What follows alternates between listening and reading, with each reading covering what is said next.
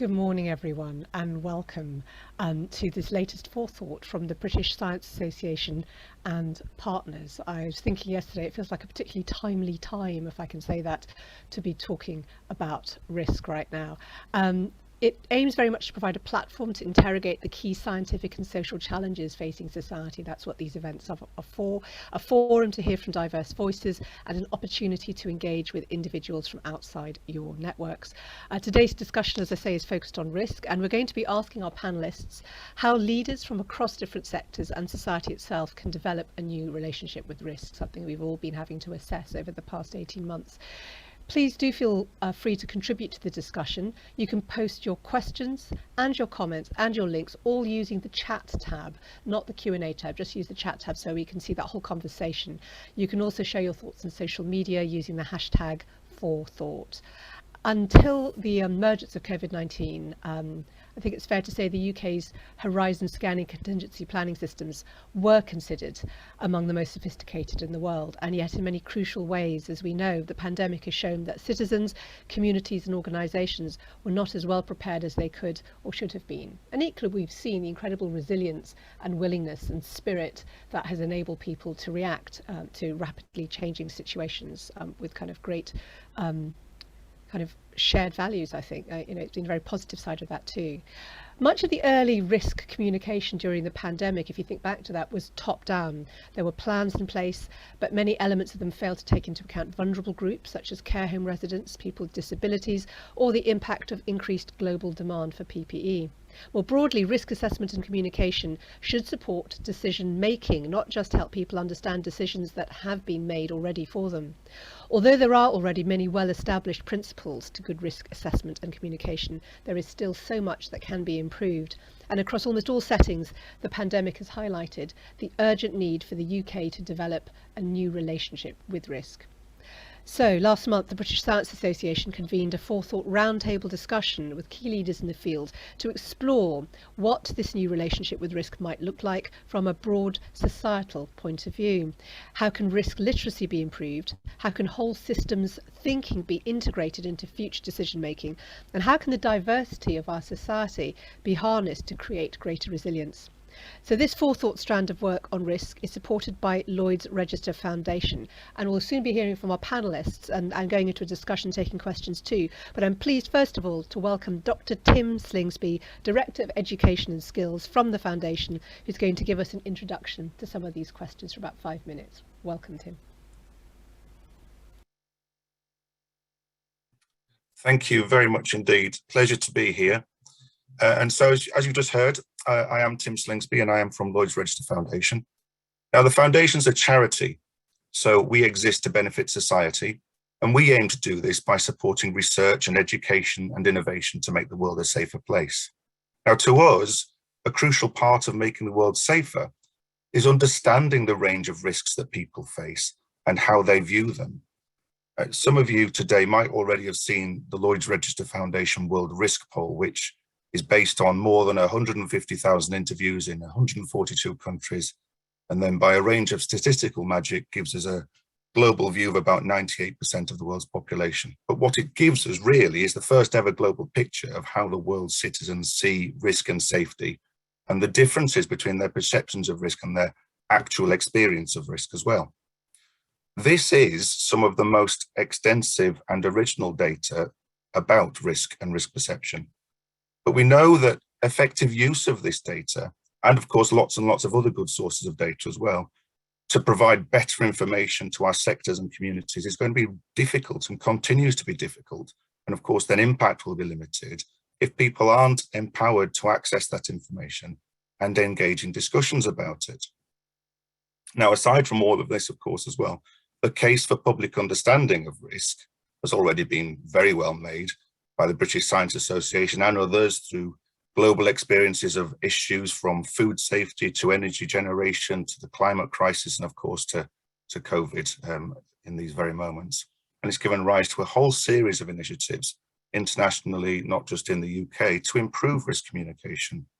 But we've seen through all of our experiences that lots of these initiatives lack engagement, and there's no framework that actually supports innovation or helps us to measure progress in terms of understanding. So the information that people need is not communicated effectively. People aren't resourced to recognize misleading information. And on the other side of that coin, the providers of information lack effective and inclusive approaches. And I think that one of the things that really, well, probably two additional things that really add to the challenge of understanding risk is that those who are already taking responsibility for how their different communities and sectors engage with risk aren't connected with each other. And the concepts, languages, and pathways that make information about risk accessible aren't defined, aren't widely agreed. So Lloyd's Register Foundation has been working with Sense About Science to test these concepts, languages, and pathways that make information about risk accessible. And so what we've been defining is something that we've called risk know-how. This month, the framework for risk know-how was introduced in an article in Significance, the magazine of the Royal Statistical Society and the American Statistical Association.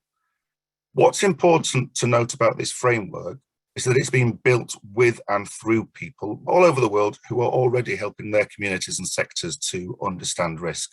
You know, from a radio journalist in rural Kenya who's telling farmers what the predicted average rainfall might mean for their choice of seeds, to an epidemiologist in Boston who's making the good point about the lack of empathy for teens in social distance messaging over the last few years, and then helping them how to figure out how to lead teenage lives in a safer rather than a totally safe way. And of course, it's fair to say that to date, it's a bit strange that people facing risk decisions have been so rarely involved in the creation of the interfaces with risk information.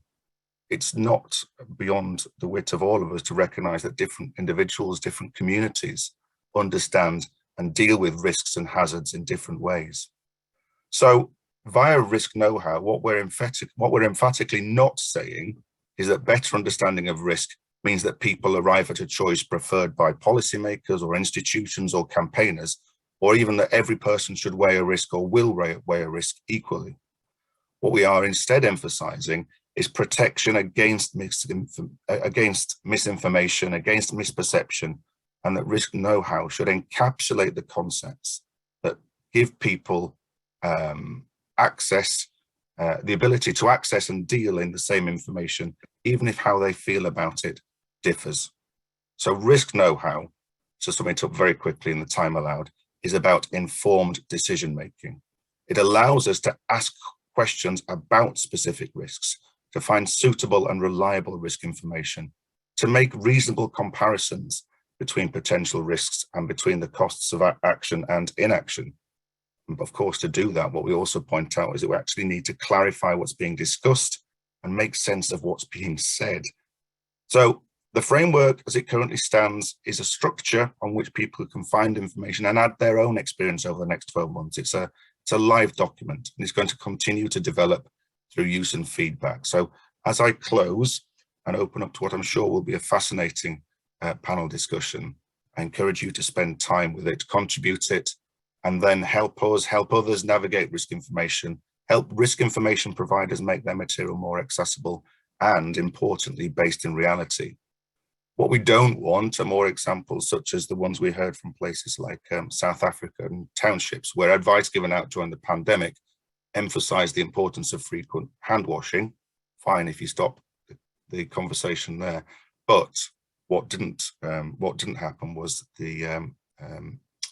nobody took into account the fact that those communities didn't even have running water. Anyway, I'm sure that today's discussion about a new relationship with risk will be fascinating, as I said, and I'm eager that this relationship is a practical relationship that equips us all to deal effectively with the UK's and the world's major challenges. And I think that risk know-how is a compelling start, but I'm very, very, very to learn from all the expert panelists today. Tim, thank you so much. That was a brilliant introduction. And just to remind you that if you look at the chat, there are lots of useful links, including to the Lloyd's Register Foundation World Risk Poll. So do take a look at all of those, and the guide this morning about developing a new relationship with risk. They're all there. So I'd like to introduce the first of our panel now. I'm going to introduce them each one at a time. They're going to give a kind of short presentation of their ideas around this issue. And then when they've all spoken, we're going to open it up to a discussion and we'll start taking your questions as well. So I'm delighted to say that our first speaker is Professor Charlotte Watts. She's a Chief Scientific Advisor and Director for Research and Evidence at the Foreign Commonwealth and Development Office. And Professor Watts is the Chief Scientific Advisor and Director for Research and Evidence. I think I've just said that. She's seconded from the London School of Hygiene and Tropical Medicine, where she's Professor of Social and Mathematical Epidemiology. Thank you so much for taking the time to join us, Professor. Over to you. Brilliant. And good morning, everybody. Really a real pleasure to be here, and I'm looking forward to the discussion ahead. Just some opening remarks. I mean, so as part of my job as a chief scientist in government is to use our research funding to try and support innovations that our department and our partners can use around the world to manage risk and respond preemptively to significant risks that they face. And we have a large portfolio of investments linked to our leadership in development. And we know the poorest countries, the poorest communities often face the greatest risks and have multiple challenges often to respond to those. To give you some sort of sense of the kind of areas that we're investing in, it includes things like how do we better predict and understand the risks of drought and food shortage, and then what does that mean about the kinds of actions that we take, our partners take, agencies might want to take, be that insurance financing, be that looking at supply chains around food commodities. Includes risks of disease outbreaks, clearly focused on COVID a lot, but also things like cholera outbreaks. How do we predict the risk of cholera outbreaks, for example, in Yemen? And again, get that information on the ground for communities and agencies such as UNICEF to use. Or lastly, how do we mobilize and understand risk very rapidly in response to extremes in weather? Cyclone Idai, for example, was a recent example for us, or more broadly, risks of flooding or other extreme events, which we know are becoming more frequent, and where there might be a range of actions that, if you take early, can reduce the impacts of those events. The issues we face in thinking through that is how do we get that information and understand that risk early, so action and preventive action in particular, as well as response action, can be taken. How do we get the right granularity of information? Often what we need is quite specific to small locales. So there's a technical challenge of getting the information in a way that is relevant to a farm or is relevant to a mayor in a city, for example. There's also how do we really get that co-creation of some of the tools we might invest in so that the information that's provided is accessible and relevant to the priorities of those decision makers. And lastly, how do we draw on often combinations of data to try and understand risk? Often they're imperfect, but multiple sources of information that are most relevant ultimately to trying to inform decision making, and particularly when you're trying to do that at pace, that can be quite complex. I'll end there, but look forward to discussion ahead. Charlotte, thank you. You've given us quite a list of things there. Scrambling to make notes if it's fast enough. Thank you so much. Our next speaker is Lord Toby Harris, who's Vice Chair of the Joint Committee on National Security. He's a member of the Committee on Life Beyond COVID and was a member of the Committee on Democracy and Digital Technologies, which reported in summer 2020. Welcome to you, Lord Harris, and over to you. Well, thank you very much for the introduction. I think the research we've had described to us is enormously significant and important, and of course quite timely. And the work that you didn't list today is that I chair the National Preparedness Commission, which brings together 45 leading figures from public life, from business, from academia, from civil society, to try and help raise the game of the UK in terms of preparedness and its ability to respond to crises. And certainly at the beginning of 2020, few would have anticipated the scale of what was about to unfurl. I mean, certainly the speed with which the norms of society unraveled, deserted city centres, businesses shut down, enforced social distancing and mask wearing, all of that came as a shock. But the world is increasingly volatile and unstable. And one thing we should learn from the last 2 years is that we can't go on burying our head in the sand. And the overriding lesson, probably in every country in the world, is that we've probably not been investing sufficiently in our preparedness and resilience. So we have to try and predict the unpredictable. We have to prepare for the uncertain, and we have to recognize that some of it will be wrong. And what makes that all the more difficult is that our minds tend to be programmed in ways that make it hard to respond to new risks and to protracted and complex challenges.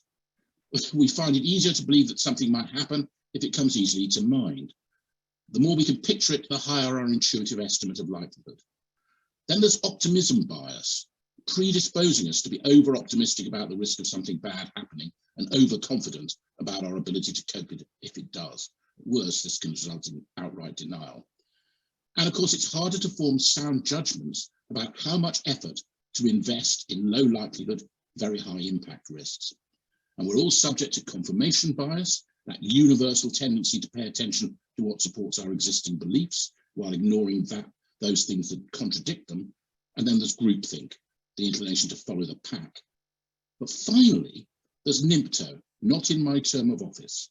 Being properly prepared and resilient is expensive. Adopting a preparedness philosophy means parking our just-in-time approach in favour of just in case, and being ready to build in redundancy and avoid interdependence. This is bad enough in the public sector, but even more so in the corporate sector, particularly in a world with increasing focus on annual returns and quarterly figures. Now, I'm a recovering politician, so I know how difficult it is for our elected leaders to devote resources to projects that do not come to fruition by the time of the next election, let alone the one after it, or build resilience that's properly invisible and may never be needed for an eventuality that may not happen. So to be resilient and prepared, we need to scan the horizon. What's out there but not yet looming? If you like, Elijah's cloud no bigger than a man's hand. And we've got to look out for those famous unknown unknowns of Donald Rumsfeld. I'll stop there because I think that's a big enough challenge. Thank you so much, Toby. Our next speaker is Stephanie Boyce, who's president of the Law Society of England and Wales. She's a solicitor member of the Joint Tribunal Service and holds a number of statutory appointments with her local authority. And Stephanie has recently been appointed to Her Majesty's Treasury and the Department for Business, Energy and Industrial Strategy to its commission, an independent task force boosting socio-economic diversity at senior levels in financial and professional services. Welcome to you, and over to you. Thank you very much for that introduction. I say that I'm delighted to be speaking with you today and to be part of such an esteemed panel. We obviously meet at a challenging time, a time when risk has never been more relevant. And I'm hoping to provide the perspective of the legal sector and observations on its relationship with risk in the discussion. So lawyers are advisors. They help individuals, families and businesses navigate the often opaque process of the legal world. Much of their job is to advise on risk and mitigation. It just so happens that the risks they focus on are legal ones. They are consulted and retained or hired in the case of in-house solicitors because people recognise the risk of having unmet legal need. The government too recognises the risk of a lack of legal provision. If people cannot access justice, people will be treated unfairly as they cannot enforce their rights. They mitigate this risk through legal aid and other measures. Lawyers are proof there can be a recognised, formalised, institutionalised approach to risk management. They are one of the oldest professions. And while you wouldn't think of go to a lawyer for advice on how to manage non-legal risk in your physical infrastructure, your IT practices or your finances, it's interesting to reflect on how the role of lawyers are changing. We know that senior in-house personnel, particularly general counsels, are often turned to for advice on matters that don't necessarily pertain to legal risk. And their role can grow into a more general business advisor. And I know directly from personal experience, having previously served as a GC myself. And this is happening because the evaluative approach to risk that most lawyers take by nature of their training fits well into risk management of all stripes. But I'm eager to hear what others have to say and to move on to the discussion. So that's it from me for now. Thank you. Thank you so much, and really good to flag up the importance of dealing with the issue of unmet legal need, and of the idea that lawyers are at the kind of greatest in dealing with risk and justice around it. Thank you. Right, 2 more speakers to introduce. Dr. John Taylor next. He's an external member of the Bank of England's Prudential Regulation Committee and chair of the Scottish Financial Risk Academy Group, a collaborative venture between industry and academia on a range of risk topics, including climate and cyber risks. He's innovated the technology throughout his career to create novel insurance propositions and has championed the greater adoption of data science and artificial intelligence by the actuarial profession. Welcome to you, John.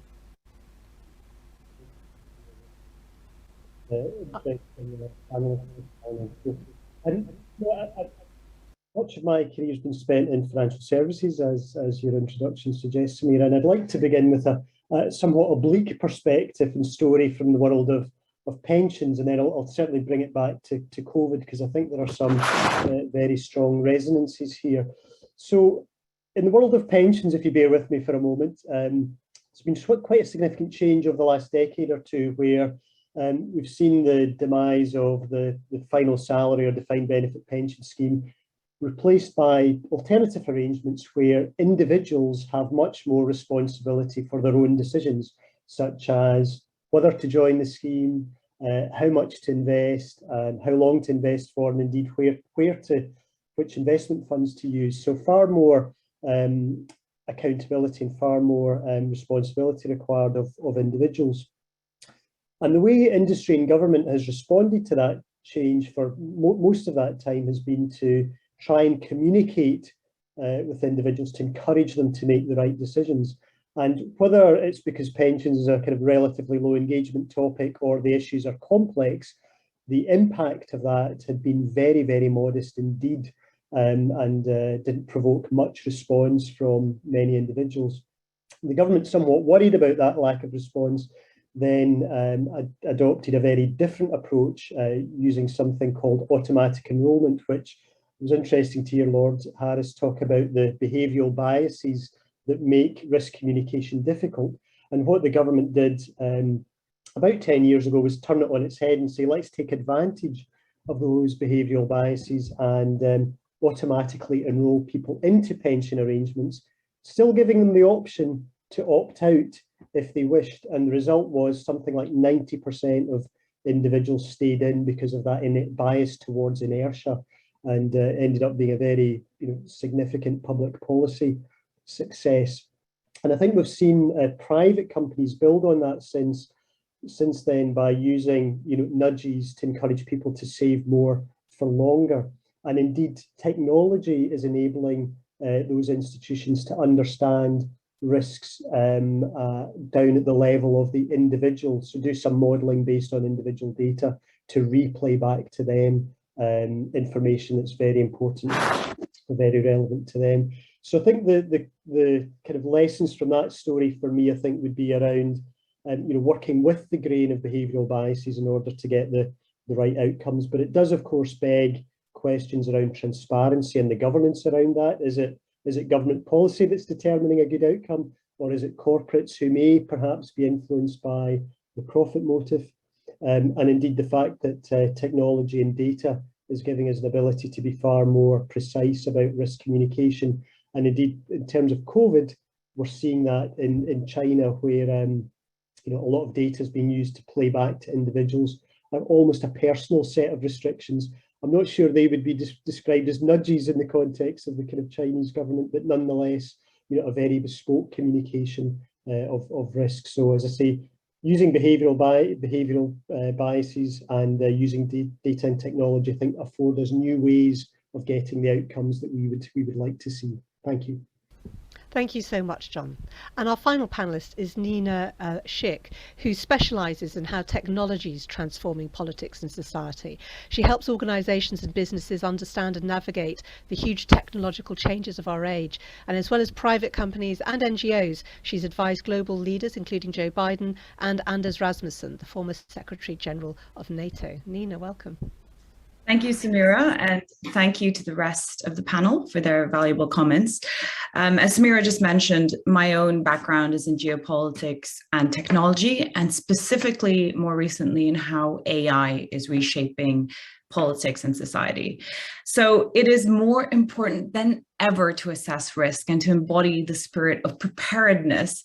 And the reason from a very macro perspective is because we are entering an era of profound technology-led transformation, and especially when it comes to AI.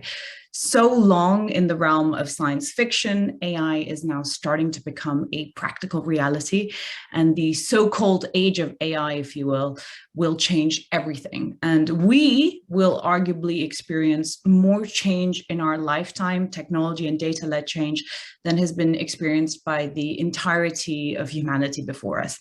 So the only way we can begin to prepare is by beginning to understand the enormity of the paradigm change that is already underway. We have to be able to, of course, harness the opportunities, of which there will be many, whilst mitigating and containing the dangers. And one example, something that I've been working on, if you want to look at the age of AI, one of the most important manifestations is what I call the synthetic future. And this is really an AI-led revolution that is not only going to change the way that humans communicate and do commerce in future, but it will also change the way that humans think. And this AI-led revolution starts with something that's more commonly known as a deep fake. You might have already heard the word, but what a deep fake is essentially a piece of synthetic or fake media that's been generated or created by artificial intelligence. It can be a video, it can be a piece of audio, it can be an image. And this really amazing ability of AI to create fake media is a cutting edge development that's only been possible for the last 5 years or so, but is accelerating so quickly that by the end of the decade, 2030, up to 90% of online video content could be synthetically generated or fake created by AI. So it goes without saying that when AI can create and automate all forms of digital content, the stuff that billions of us interact with on a daily basis, it's going to profoundly change the nature of human communication, perception, and it will also have a profound impact on the nature of trust. Well, how do we begin preparing for this future? Like Toby already said, we have to invest in multiple possible outcomes and trajectories. So thinking about risk is going to have to become deeply ingrained. Building resilience in the age of AI, we will require diverse actors. Top-down government policy is not going to be enough. Every individual, every organization, and every government has a role to play. And there's going to have to be a lot more collaboration between the worlds of policy, science, and business, which is really one of the main arguments in this report. Thank you, Samira. I'll hand back to you for now. Fabulous. Thank you so much, Nina. And all our panelists are with us. A reminder that you can submit your questions and comments anytime. Use the chat rather than the Q&A button, the chat button, because then we can all see it. I wanted to start by asking all of you how you think COVID has changed our understanding of risk and where we're still failing to learn the lessons we should. I don't know who wants to take that one first. Toby. No, Charlotte, your hand went up. Go for it, Charlotte, and then Toby.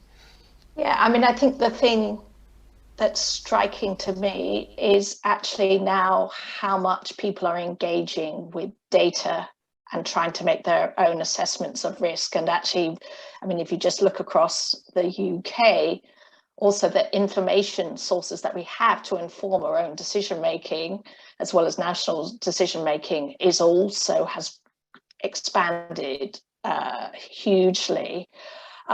So just think about the apps now where we can contribute our own data about our symptoms, but that gets compiled and can feed into our understanding of, at the moment, for example, Omicron and what's happening, what are the symptoms, what it looks like across the UK. But also just, if you just look at news reporting, far more focus on science, far more focus on what is the data telling us, and what does that mean about how we manage our risk. Toby, did you want to go next? I'll bring in the other panelists. Yes, I mean, I actually think Charlotte's been a bit optimistic, because I look around London as I go through it in the last few days, and I wonder whether people have quite grasped concepts of risk. I think there's a danger actually that the focus that we've had on the data has ended up just being noise for most people, rather than sort of honing down to what really matters and what the implications are for them. But I think the positive experience of COVID has been that it's reminded people how fragile so much of society is, and that therefore there are all sorts of things that can derail what we've come to expect as normal in this country and elsewhere in the world. And I hope that's meaning that more and more policymakers are taking these issues seriously, and rather than saying this is not a matter for me, it's something we'll have to think about in the future, that's disappearing. And I hope that that's some of the things that we will see in respect of climate change, though the experience of COP26 suggested that we still have quite some way to go. But nonetheless, progress was made in Glasgow. Stephanie, did you want to go next, and then Nina? Yes, just focusing on, for me, it's focusing on some of those risks, and Tim spoke about people need to be empowered, enabled to better understand those risks. And indeed, Lord Harris has spoken about, communicating effectively. And I think, we have long spoken, the Law Society has long spoken about the importance of increasing public literacy, around the law, and legal education. But I do think, just building on what Lord Harris just said, that there is, and I had a stark reminder of this the other day when speaking to a member of my own family, where despite the fact that they have been watching the news, they are, I thought, very much engaged. It's that some of this information is not landing or being communicated effectively, and it needs to be dissected and delivered and communicated in a way that is effective to each individual so that they understand. So I think the data, absolutely important. We have seen how that has transformed our lives. And to pick up on what Nina said, data and technology is some of the biggest changes in our lifetime. But the risk being is that lots of our colleagues lots of members of the public are being left behind because of a lack of understanding, a lack of communicating effectively in a language that they understand, and to ensure that they are connected, because that's one of the biggest things that we speak about, the Law Society, is the lack of, there is a big digital skills gap in this country. And, the assumption that everybody is connected, and even if they are connected, can utilize that technology and understand what they're being told. Those are big assumptions to make, and a big risk in my mind.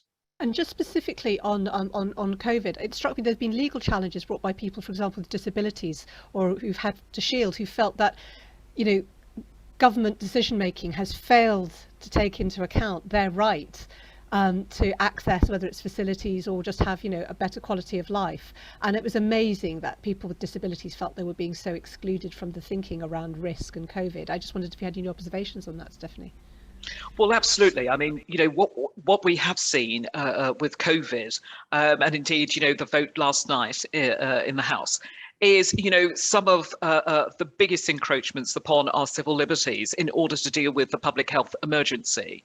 And the point being is to enable all of those circumstances, individuals, considerations to be taken into account, and ensure that all voices are being effectively considered and heard, has been quite a balancing act. And it's right that we have a justice system where people are able to access justice and exercise their rights through the justice system that is revered around the world.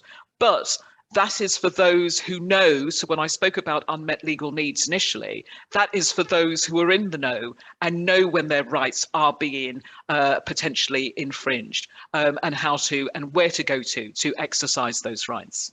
Thank you so much. Nina next, and then John.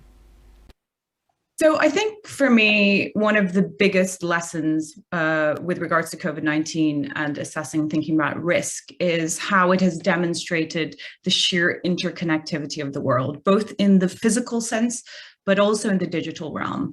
To me, it illustrates the fundamental nature and scale of the challenges facing us in the 21st century, that no single government, actor, organization can kind of make a decision about risk preparedness in a silo and expect that to be effective in and of itself. So for example, if you consider the vaccination drive in the UK, tremendously successful, and yet now we're facing this onslaught, Omicron, this new variant of COVID, which we know is something that is going to continue to happen. We're going to get new variants of the virus until the whole world is vaccinated. So despite the fact that the UK's vaccination drive has been very successful, what's happening in the rest of the world really matters.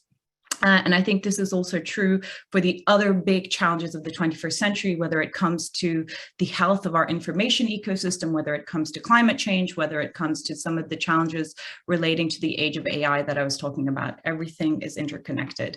I think the biggest negative I have going forward, and something which I think will continue to be a really big global problem going forward, is the decline in trust in leaders of business, public health leaders, politicians. We've seen how the negative impact of that has, what effect it's had in the pandemic. It's cost lives, it continues to cost lives. And I think this kind of declining trust that you see in the global public is something that will actually continue to get worse as we go forward, as the information ecosystem fragments even further. But that's something that, I'm looking at with regards to my background in information warfare. And when I think about kind of automated forms of disinformation in the future, I think that's going to be a huge problem when it comes to tackling some of the biggest challenges of the 21st century. Nina, thank you. John.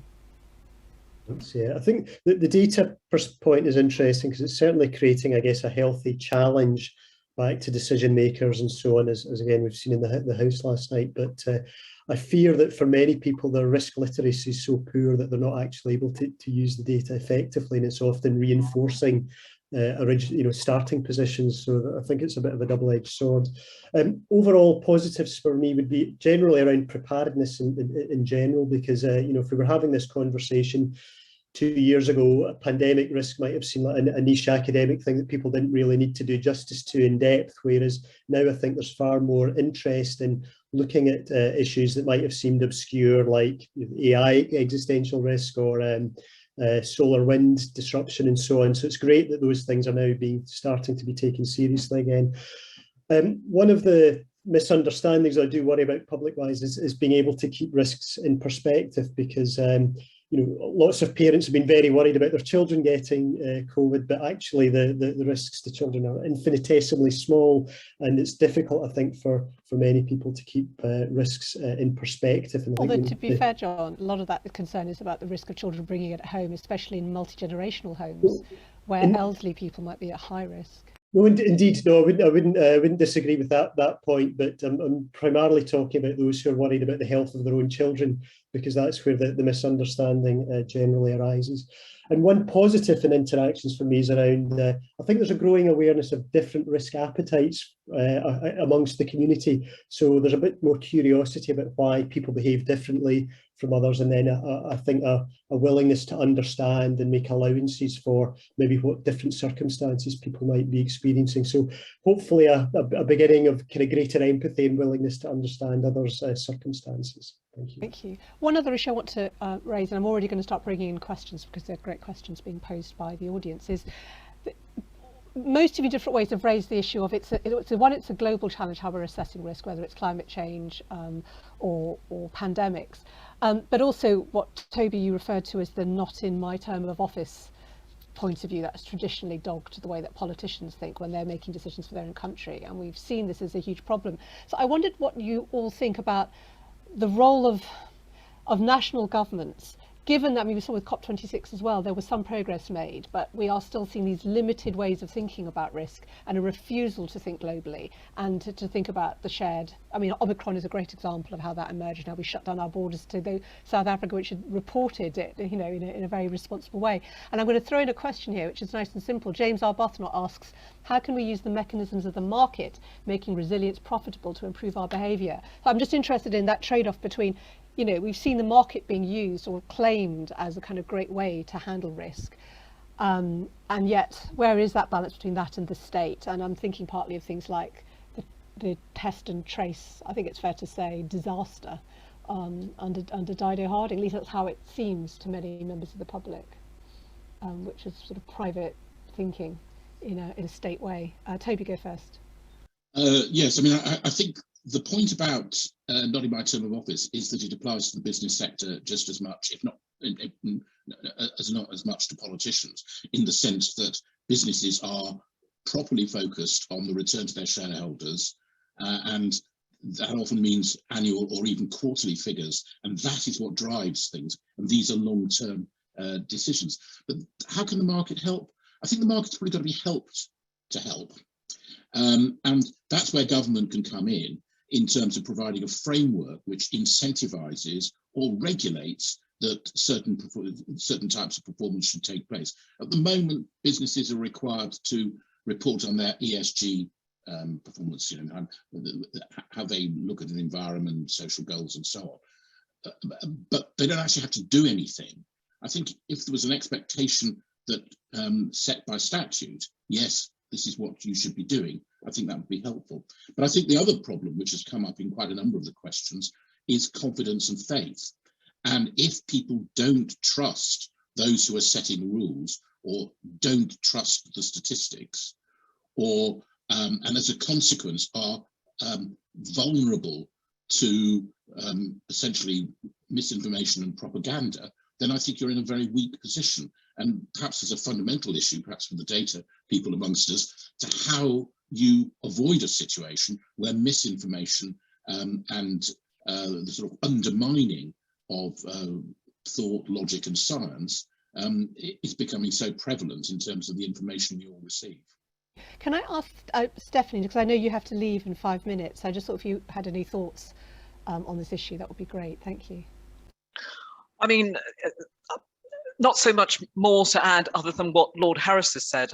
I mean, I think, you know, we saw as you know, as you said, as, you know, the pandemic unfolded, different governments reacted differently.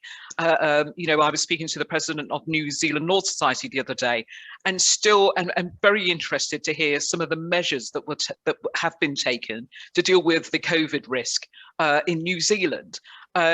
You know, and as we look at some of the, some of the countries around the world who have essentially mandated that their citizens should be vaccinated, you know, by a certain time in the calendar, different governments have chosen to do things differently. But the whole point being is that I really want to echo that point by Lord Harris and others, that, you know, the difficulty is where citizens do not have trust and faith and confidence in what the government or their leaders are telling them, that in itself represents a real risk. And I note a colleague posted in the chat about should leaders lead with pessimism or optimism. I would like to think that I lead with optimism, because we absolutely, in my mind, have to be optimistic to, you know, to ensure the respect and confidence of those. But we also have to lead by example, you know, and I try and do that in my own workings. Pessimism, there will always be room for pessimism, but I believe optimism rules over pessimism, and that's the way that we have to go forward.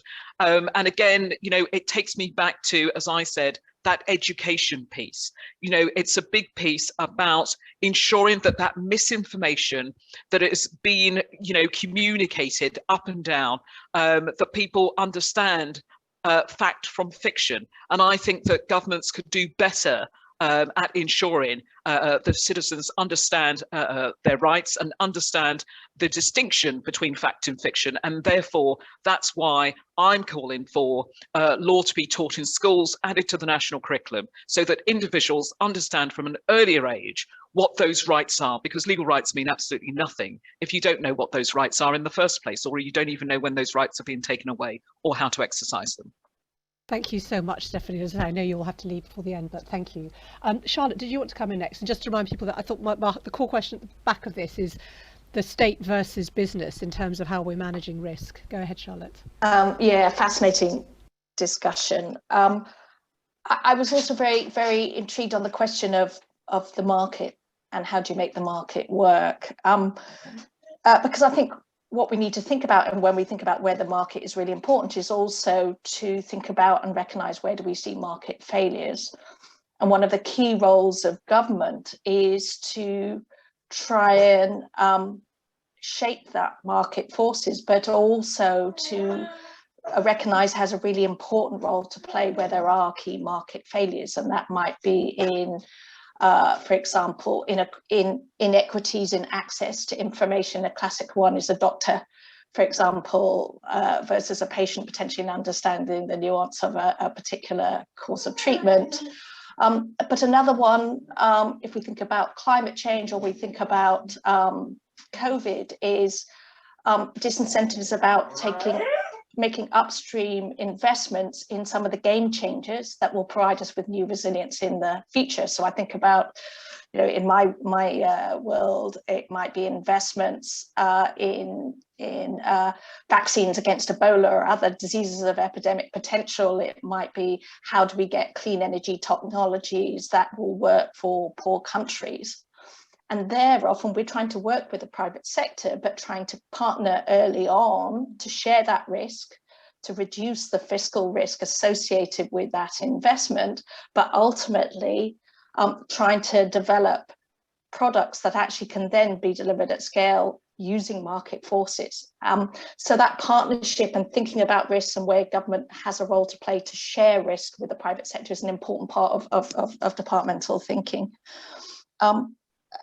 Just in terms of the tools that we use in government to try and not be in that just looking in the short term, is things like the risk register that Lord Harris mentioned. And that is constantly evolving, and there's a lot of thinking now of what do we learn from COVID about that big risk register.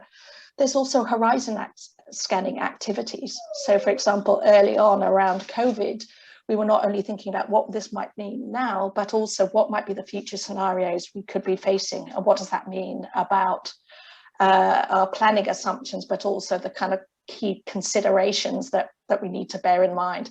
For example, we're not going to end COVID. We've ended one infectious disease, human infectious disease, over the course of history. Our challenge now is how do we make that manageable, and how do we really try and reduce that risk of new variants emerging, for example, is one of the ones where trying to frame the realities of what we know in a different way is really important to get that into decision making and into the public discourse. Thank you so much, Charlotte. Nina, did you want to come in next on this, and then John? Yeah, I think my comment broadly would be that I would never underestimate the scale of innovation that is possible where there really is a need. And when it comes to COVID-19 specifically, there really was a need for a vaccine. And I think before the pandemic, the shortest time it took for a vaccine to be developed was somewhere along the lines of 5 years. So looking at the historical precedent, I thought it would be impossible that we could develop a vaccine so quickly. And yet within the space of less than a year, or just about a year, we had not only one, but we had 3 vaccines that were approved and ready to go. So with market investment as well as government investment, this was like one of the biggest success stories for me in terms of how science, government, and investment could work together to produce a solution. But just to go, one more comment I'd like to make, which was something that you said, Samira, in terms of governments working together, on the big kind of macro geopolitical scale to kind of contain some of the biggest risks of the 21st century. I think, unfortunately, we're looking at a very fractured picture. Broadly, you can kind of look at the kind of Western democratic sphere and the rising autocratic sphere, perhaps led by China. And I think the outlook is that these two halves are not going to come together anytime soon. And I think that obviously was evident again in the vaccine development, right? You had the kind of European, the Western vaccine development front, and then you had the Russian and the Chinese as well. So I think that is the outlook going forward. And even within that, AstraZeneca, exactly. And their approach is very different to that of other providers. Sparring. Yeah. Right, I want to, John, you were going to go next, and then I want to bring in another question, sorry.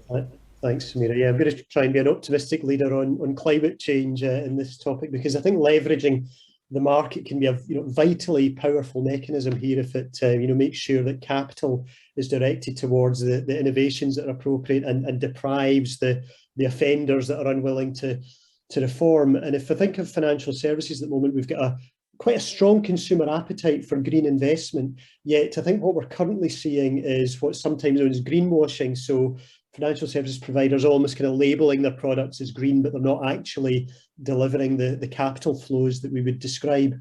And as a result, I think we're now starting to see some regulatory and government intervention so that we will see greater transparency on what individual companies are doing on climate, enabling those capital flows to be directed in the right manner. So I think that transparency will then unlock the market mechanism that will see the capital flows directed in the right way. So that's my optimism around the end of greenwashing to some more effective capital flows. Thank you.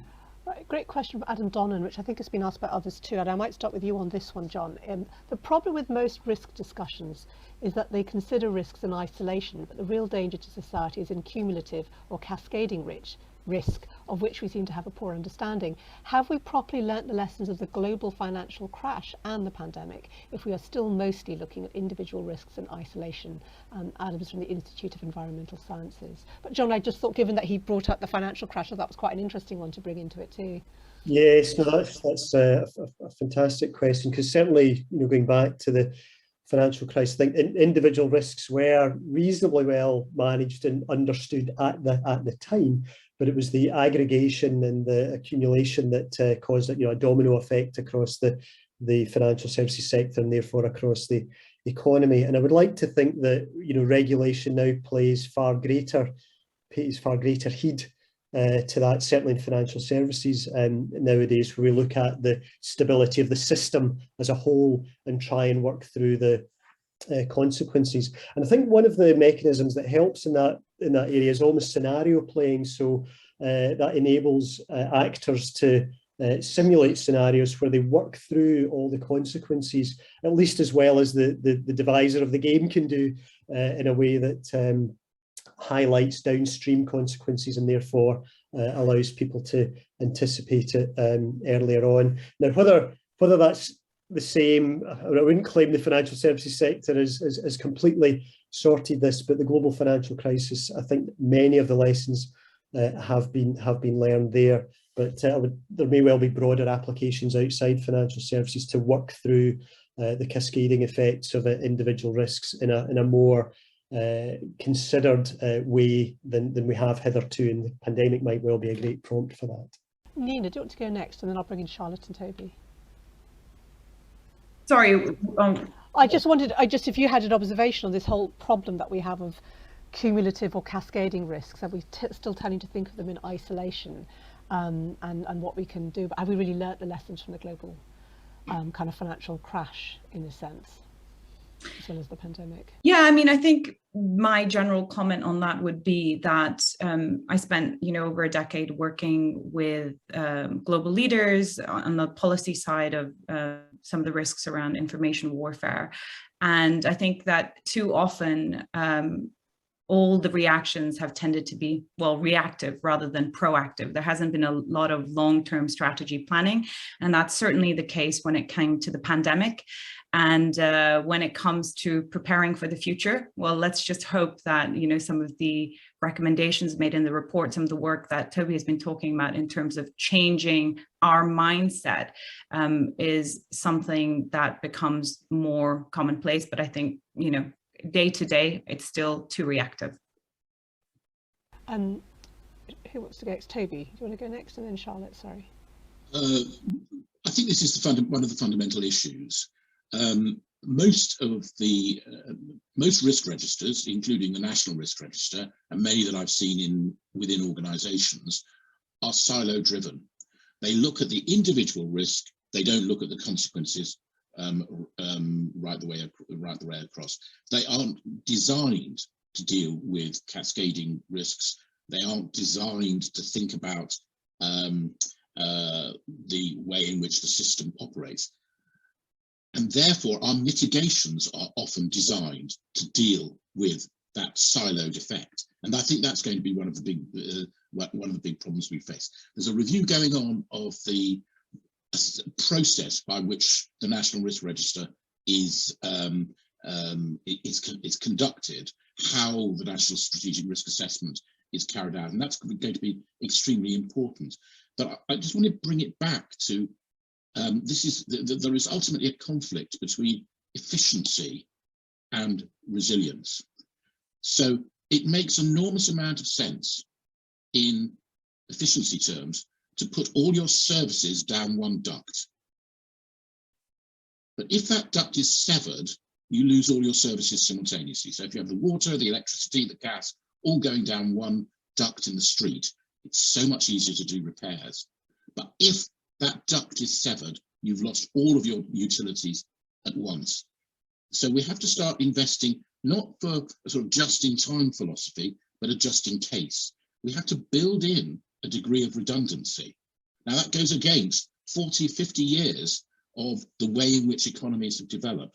Yet that's going to be essential if you're going to start to think about any of these systemic problems. And just before I bring in Charlotte, Sophie Dan Reuter from the Centre for Long-Term Resilience has pointed out that the House of Lords Risk Committee, you'll know this, Toby, on the National Risk Register has recommended extending its time horizons to 5 years and 15 years for extreme risk. So again, it's I mean that's a very important report. I mean the chair of the committee is actually on this call, and James Arbuthnot asked the first question that you picked up on the chat. But we really do have to rethink it. And the report that my colleagues on that committee and James Arbuthnot and his team have produced is extremely important, and I trust that the government's going to take that seriously. Thank you. Charlotte? I mean, I was going to say that review is really important, and clearly we have to continue to evolve our thinking and to learn. And to me, I think one of the lessons, I mean, actually, the example Nina's gave about actually that we got a vaccine far more rapidly came out of the learning from the Ebola outbreak. And basically then quite significant investments in terms of forward planning for R&D investments in different vaccine candidates that now meant we had something in the pipeline for COVID, and also support for the Coalition for Epidemic Preparedness and Innovation. So a sort of a body that supports vaccine research, that draws on science across a range of countries, includes China, includes as well as Western and other vaccine production. So there, I think there's some sort of interesting evolutions in some of our vehicles and investments and the systems that we're trying to develop, learning from other in this case pandemics, but and epidemics as well as from COVID. I think one of the key lessons for me now is that that issue of distributed systems, picking on Lord Harris's point. If you look at the challenges that we had on supply chains, because we had an over-dependence on say China for production of PPE, for example, is one of the core lessons I think that will come out of this. And I think some of that learning applies far more broadly across a range of other sectors. A last point for me is if I look at some of the sort of global assessments of risk, and you look at that high impact events, just how many of them are environmental and linked to climatic issues. And so to me, when we're thinking about compounding risks, it's just so striking how central that is as a really important of risk now looking forward for us and for other countries. But if you take that step back and say, what is driving that? Some of the solutions to those multiple consequences are, there are similar, there are common drivers to some of those multiple risks. And I think we need to be also thinking about what are the drivers of that risk and how do we try and take preventive action in a much more systematic way. Can you give an example of a couple of the drivers of those actions, a few? Well, I was thinking about clearly some of the impacts in terms of loss of biodiversity or impacts of climate change, and some of the kind of core policy actions and new innovations that we need, which ultimately could reduce risks across a range of those different factors. Thank you so much. John, you wanted to add something? Yeah, just quickly wanted to comment on both Charlotte and Toby mentioned the word system, and I think that's a vital perspective to bring, because the traditional way of looking at risk would be along the risk register idea. You have a risk and then you identify mitigations for that risk, but you're not always cognizant of the impact on the overall system. So it may well be that the mitigations themselves cause problems later, or indeed there may well be reinforcing feedback loops that cause things to get out of hand quickly. And so this methodology, that's sometimes called systems thinking, I think brings a broader perspective to move beyond this, narrow risk and mitigation, and gives indeed policymakers ownership for the system as a whole, so that they can look for system outputs and make sure they're managing the system responsibly rather than just individual issues. And I think that's the route to avoid this cascading problem that the questioner describes. Thank you. One question that's really risen for me is, we're having this discussion 18, 19 months into this pandemic, when I think it's fair to say a lot of people reasonably thought it might be a year. And I wonder what the panel's view is on the role of fatigue in terms of how it affects experts, our leaders, as well as the public. I mean, you've hinted to some extent in the fact that the public seem, a kind of bit overwhelmed by the data, and obviously, fake information is also circulating. But I just thought fatigue is such a powerful force, isn't it, in terms of trying to think ahead about risk management when you've been in this for 19 months. Any thoughts about how risk decision making is affected by, or how we need to rethink how we assess risk given how exhausted people are? Nina first, and then Toby. For me, I think the key question here when it comes to fatigue and the public is, again, rising public distrust, right? I mean, it was very interesting that in the UK, when you had the first lockdown, of the government, modeled scenarios in which they envisaged that a more sizable part of the population wouldn't actually follow the government guidance. And instead, what they found is that actually people were remarkably obedient, quote unquote, when it came to following the guidance. And I think, 18 months into the pandemic, we've seen how this pandemic has also been accompanied by this epidemic of mis and disinformation. And, I think all of us know somebody who has spewed out some form of COVID disinformation, something that we might have thought was a very kind of fringe idea or thought, seems to have become mainstream to the extent that we all know people that don't want to be vaccinated or don't want to follow the guidance anymore. So what specifically, when it comes to your question of the public and fatigue, I think as this pandemic gets more and more drawn out, I think people are just not willing to be as obedient, if you will, when it comes to kind of the measures that are taken to kind of mitigate the risks. Thank you. Toby. Look, in any crisis, the natural response is that people try to do their utmost. So that if you think about doctors in a hospital, if there's an air crash or there's been a terrorist attack, if you think about the people who were no doubt working through the night to develop new vaccines, all of that. Now, there's only so long that the human body can keep with that. So there's a real issue of fatigue. And those people who think about how you manage emergencies and crises also think about how you make sure that your key team, your key workers are refreshed and able to operate. But I think the point that Nina has just made about public fatigue and public lack of trust is something that we really have to take extremely seriously. And let's not pretend that this just happens. There are people who stir it up and create that situation. And it is manufactured to the extent that you have those who want to undermine a democratic way of life or want to undermine a democratic, who are churning this out. Not because they necessarily believe one side or the other, but they want to undermine democratic society. And I think that's a very serious issue for us in terms of our long-term resilience of our democratic structures. And it's not an easy one. The people who manage social media in terms of the way the algorithms work have their part to play, but also, and I saw a comment in the chat about developing the idea of critical thinking within schools and children. The whole thing about the generation that's growing up being prepared to challenge, not because they believe they're being lied to, but making sure that they understand what the arguments are. Yeah. Well, I can bring that question up. I mean, part of me just thinks, given all the things schools are being told to teach, and I would argue if you've ever studied English literature, you've learnt critical thinking. that I think is already on the curriculum. But yeah, there's two people who've raised it very well. Let's have a look. One was Tim Slingsby, and he's referring back to John Deverill. And it was partly in response to what Stephanie said about the need for law education. I wholeheartedly support promoting critical thinking, and says he's aware of a current international collaboration that's designing and piloting a school curriculum. And John Deverill was saying, does the panel believe it is reasonable for the government to promote a bigger emphasis on the importance of educating school children in critical thinking that would make a significant difference in enabling people to differentiate between fake news and the truth or not? Nina first looks keen to say something. Absolutely.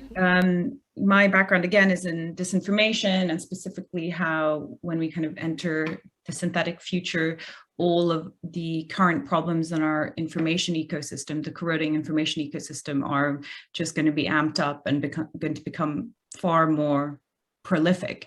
And one of the ways in which we tackle, you can think about solutions in two broad categories. One are kind of the technology-led solutions, so things like building media provenance solutions or AI detection tools for fake or synthetic content. But the kind of bigger side, the other category of solutions, are the societal solutions, if you will.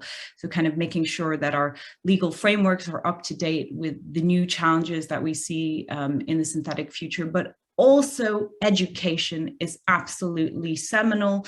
It is one of the key things that everybody who looks at kind of disinformation in the future or looks at the evolving information ecosystem points out as being something that we need to develop from a very young age. You need to teach children kind of how to navigate this new information ecosystem, which is ubiquitous and which encompasses everything, really. The last point I'll make about that, we could talk about that for ages, but is that we need to become critical without becoming cynical, because if it reaches over into the cynical side of things, then nothing matters anymore and nothing's true. So you come full circle. So being critical without becoming cynical, that's the place that we need to reach. Thank you so much. Well said. Well, we're getting to that point where I suppose any final thoughts or comments, either picking up from what Nina said in response to that question about critical thinking or any other observations on the discussion, are welcome. Who wants to go next? Charlotte. I mean, just picking up on critical thinking, I mean, I think a key issue is that we just need to have a space and create spaces, be it in schools, be it in other fora, spaces like this, to really have quite an open and honest discussion where different views can be expressed and where there can be challenge and where evidence and facts and data can be brought in as part of that. And I think part of the concern around how currently is just how you can, we increasingly tend to be in a space where conversations become increasingly siloed and you have echo chambers of what you believe being reinforced.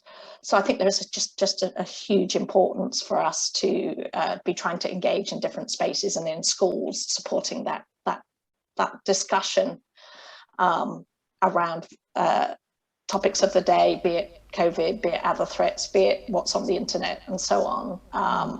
And that's going to be an important part of our resilience in future. Thank you. Who wants to go next? John and then Toby. Thank you. Yeah, the kind of swirling misinformation stuff is really challenging for, I think, individuals to deal with, and certainly inculcating a skeptical mindset, I think, will be helpful. But I think it's still asking a lot of most individuals to enable them to be able to take, measured decisions and understand risks and probabilities effectively themselves. And in turn, I think that reinforces the need for sort of trusted intermediaries to continue to behave in a trustworthy manner, be transparent about how they reach decisions, be transparent with data, emphasize what's unknown, where the residual risks still remain. Because I think what we're seeing is not just a problem about so much information swirling around, it's lack of trust in intermediaries. So I think there's got to be renewed focus from those intermediaries to regain and earn the trust on an ongoing basis. And I think that the two overall reflections for me that I think could potentially be encouraging from the pandemic are this one again about being prepared for what might have seemed perceived as obscure events before. Some of these are, just because we haven't experienced them in our living memory, doesn't mean they're not going to happen in the next generation or two, and undertaking them more seriously, I think, is vital. And then this perspective of systems thinking, where we can understand the cascading events, and so that we are being responsible for the system and not just a specific manifestation, is absolutely vital. Toby, and if there is a key recommendation or priority that you'd identify for the coming year in terms of risk for our leaders, feel free to add it, Toby. Yeah, in the 30 seconds or so that's available. The thing I mean, I agree with all of the things that have just been said by colleagues on the panel, and I do think this question of how you get a questioning public, but one who actually then is able to analyse what they're being presented with, and therefore to not to be swayed by emotive nonsense or frankly lies, is extremely important. But the other thing that I think is important to pick up, and this is referred to in the what the government said is going to be its approach in terms of going forward on resilience, is the importance of the whole of a society approach. This is not just something for government. It's not just something for the emergency services in terms of dealing with a crisis or emergency. It's right the way through. It's all the levels of government and administration. It's all organisations, business, community organisations, and so on. It's right the way down to the individual and household. And it's trying to build that, you're trying to build a systemic approach to analysing the risks. You've also got to build a systemic approach to mitigating them. And that means that we all have our part to play, or as somebody once said, we're all in it together. But it's actually important that you create mechanisms which encourage that to happen, and that really everybody takes their responsibility seriously. Thank you so much. Thank you all to all my panellists, Professor Charlotte Watts, Lord Toby Harris, I, Stephanie Boyce, who was with us a little earlier, Dr. John Taylor, Nina Schick, and also to Dr. Tim Slingsby from Lloyd's Register Foundation, who opened proceedings. I really appreciate you making the time to be at this discussion. Thank you for the brilliant questions and comments. Can I encourage everyone attending to visit the Forethought website? You can download the guide published today called A New Relationship with Risk. There was a link also posted in the chat early on, so do have a look at it. And on behalf of the British Science Association, can I express thanks to the Lloyd's Register Foundation for supporting this Forethought strand of work on risk. It's incredibly valuable and valued. So thank you all again. And can I say happy Christmas and all the best for a prosperous new year and a non-pessimistic new year. Thank you very much. Thank you.